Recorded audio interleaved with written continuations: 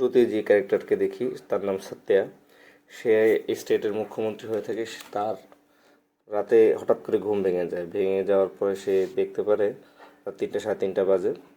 তো সে আবার ঘুমানোর চেষ্টা করে, হঠাৎ করে সে স্বপ্নে দেখে যে একটা বাচ্চা, একটা মহিলা তার পিছে ধাওয়া করতেছে। তো এটা দেখে সে হঠাৎ করে অসুস্থ হয়ে যায়।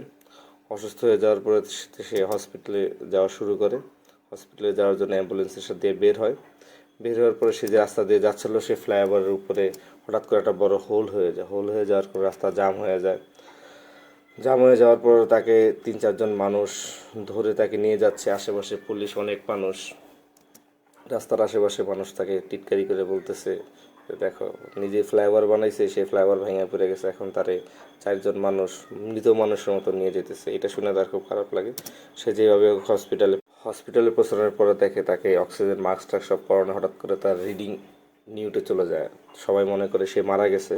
তো এই মারা যাওয়ার ভিতরেই তার 2 ছেলে যেগুলোকে সে পালক নিয়ে আসছিল, এই 2জনের ভিতরে মারামারি লেগে যায়, চিল্লাচিল্লি লেগে যায়। ছোটো ভাই বলে আমি সেম হব, বড়ো ভাই বলে আমি সেম হব। এই হাউকাওয়ার ভিতরেই তার হার্টবিট আবার শুরু করে। তো দেখা যায় যে সে জীবিত আছে। সিএম যখন সুস্থ হয়ে ওঠে তখন সে তার বন্ধুকে বলে যে জীবন অনেক পাপ করছে, এই পাপের এখন প্রায়শ্চিত্ত করতে হবে। তারপরে সিন চেঞ্জ হয়, দেখা যায় আমাদের নায়ককে। সে ট্রেনে করে তার অফিসে যাচ্ছিল। হঠাৎ করে তার উপর অনেক পরিমাণ গুন্ডা অ্যাটাক করে। তো অ্যাটাক করার পরে সে তাদের সাথে মারামারি করে বের হয়ে যায়। সে আসলে একজন আইএএস অফিসার হয়ে থাকে। সে আগে যাদেরকে অপকর্মের জন্য যাদের কোম্পানি সিল করেছিল তাদের ভিতরে একজন, তাকে অ্যাটাক করতে আসছে। সে সবাইকে ইচ্ছামতো মেরে তারপর সেখান থেকে বের হয়ে যায়। তারপর সে যখন ঘরে আসে, তার পরিবার তাকে বিয়ের জন্য প্রেশার দেয়, কিন্তু সে বিয়ে করতে চায় না, কারণ সে তার কলেজ লাইফে একটা মেয়ের সাথে তার সম্পর্ক ছিল। সেই মেয়ে তাকে ছেড়ে দেয় তার এই ফালতু রাগের কারণে। তো মেয়ে বলছে তুমি যদি আইএএস অফিসার হইতে পারো আমি তোমাকে বিয়ে করবো।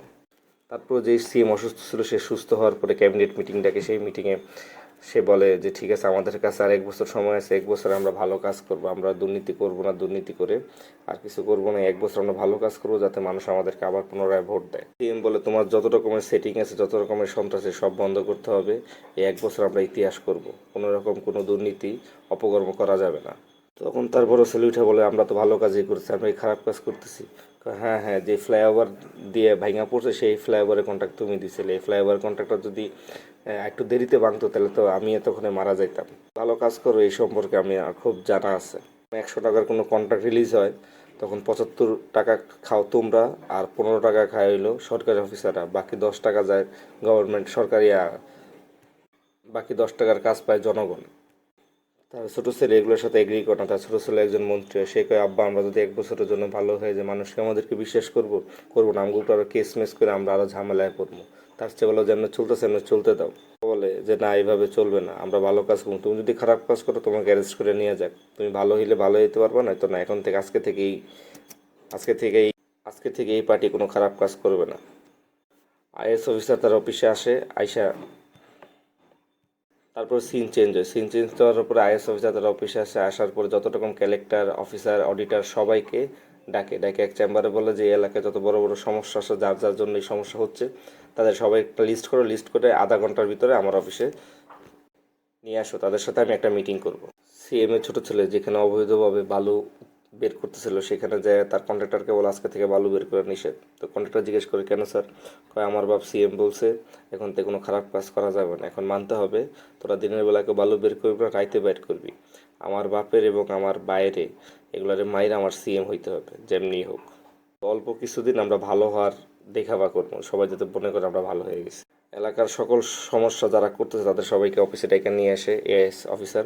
তো আনার পরে বলে কারা কারা আসে না, কয় 3-4 জন আসে, তাদেরকে সব অ্যারেস্ট করো।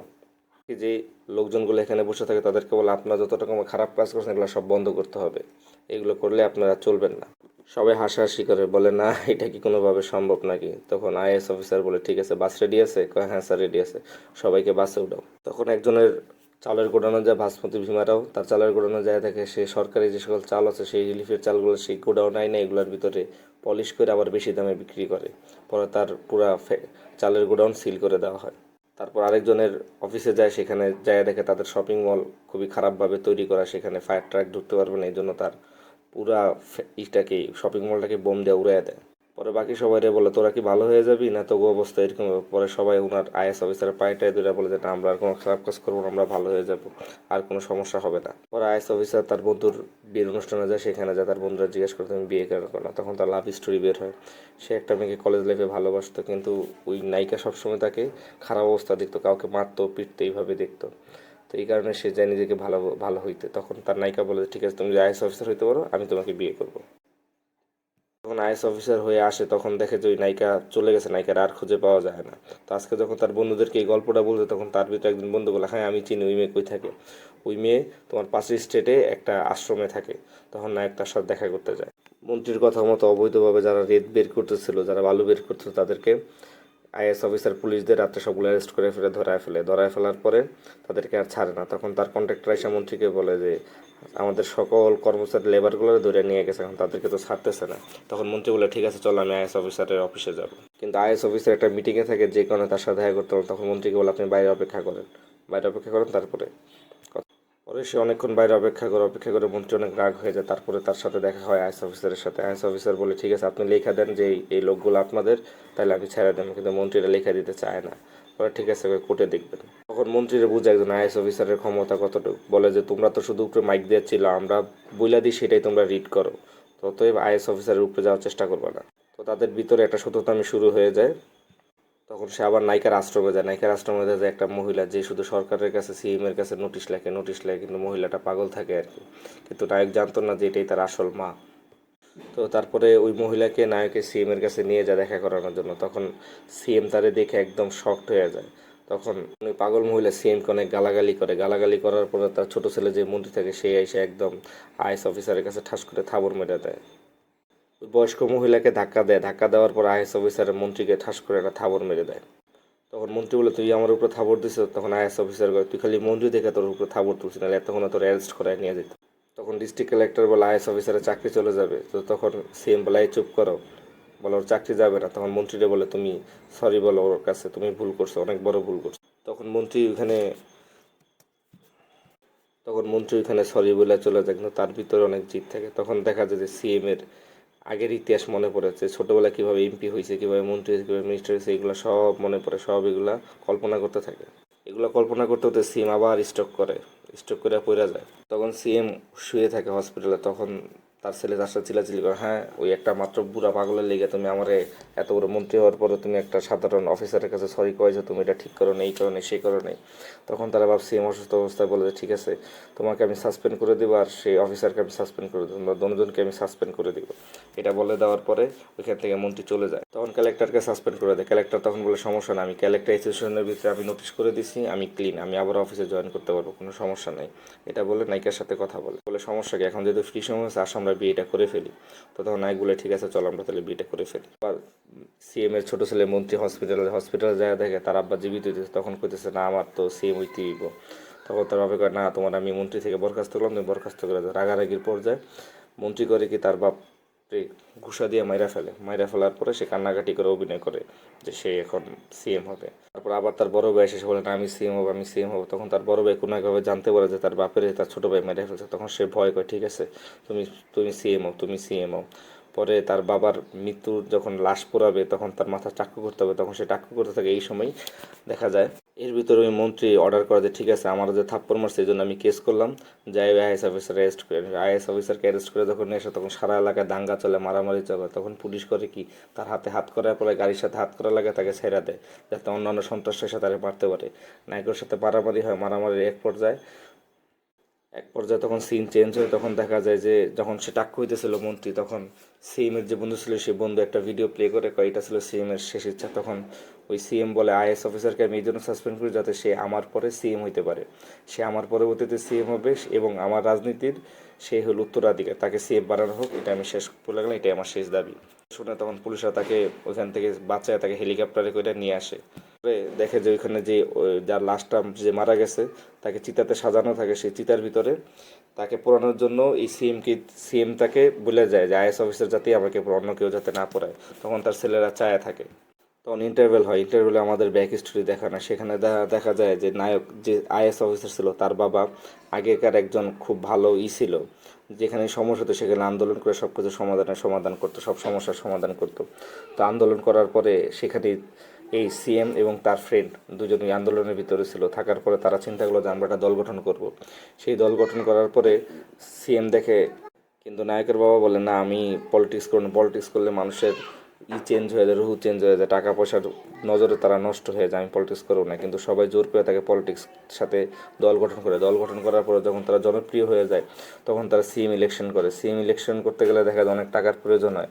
তখন নায়কের বাবা বলে যে না আমি টাকা দিয়ে ইলেকশন করবো না। নায়কের বাবা আসলে কথা বলতে একটু সমস্যা ছিল, যেই কারণে ওই বর্তমান যে রানিং সিএম ছিল তাকে খাড়া করে দেয়, ঠিক আছে তুমি আমাদের হয়ে সিএম হবা।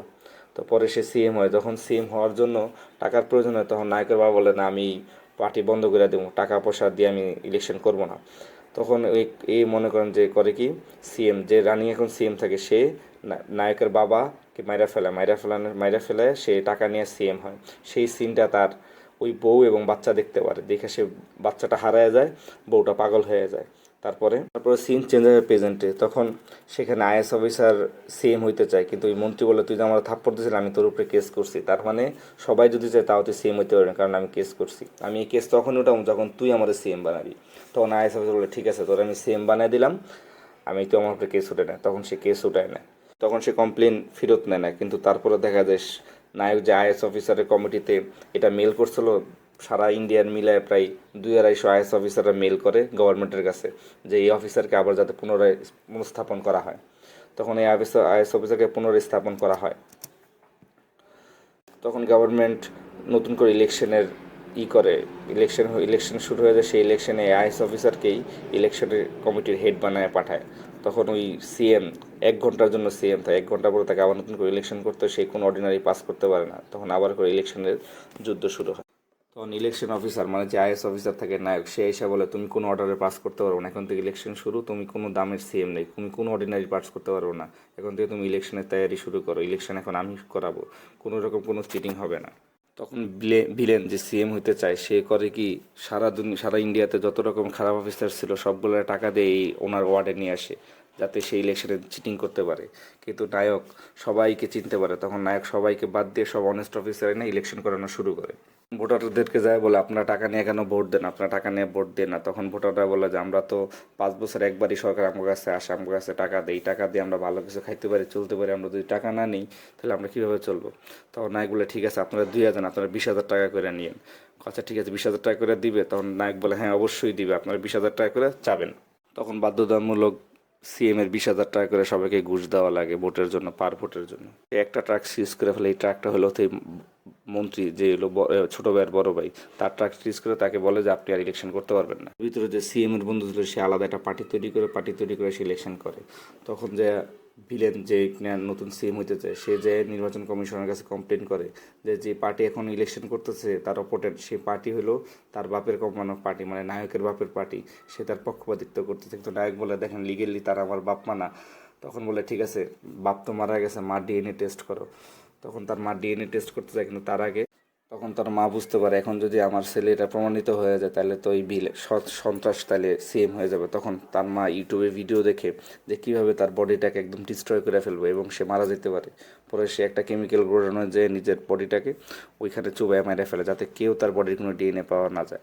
তো এইভাবে পরে নায়ক যে তার যে মা সেটা প্রমাণিত হয় না হওয়ার কারণে পরে দেখা যায় তার বাপের পার্টি জিতে যাওয়ার পরে সে আইএস অফিসার থেকে রিজাইন হয়ে সে মুখ্যমন্ত্রীর উপর তার বাপের মতো সেও সাইকেল নিয়ে চলে আসে বলে আমি আপনাদের মুখ্যমন্ত্রী না, আপনাদের সাথে থেকে কাজ করতে চাই।